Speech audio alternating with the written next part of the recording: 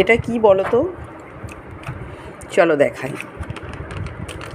এটা হলো রাবড়ি, আর এটা হলো, আমি টেস্ট করতে যাচ্ছিলাম, তারপর ভাবলাম তোমাদের সঙ্গে একটু শেয়ার করি।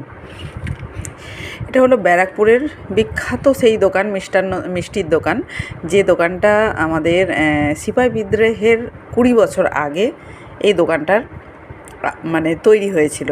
দোকানটাতে এই সমস্ত জিনিস এত ভালো পাওয়া যায়। 200 বছরের পুরনো দোকান, সত্যনারায়ণের মিষ্টান্ন দোকান। তো ওটা ব্যারাকপুর স্টেশনের কাছেই এই দোকানটা। অনেক দূর দূর থেকে মানুষে আসে এই রাবড়ি খাবার জন্য। রাবড়ি আর হিঙের কচুরি এই দোকানে ফেমাস। তো তোমরা যদি আসো কখনো তো অবশ্যই ট্রাই করে দেখো। আমি তো খেয়েছি, টেস্ট করেছি, ভীষণ ভালো, ভীষণই ভালো খেতে।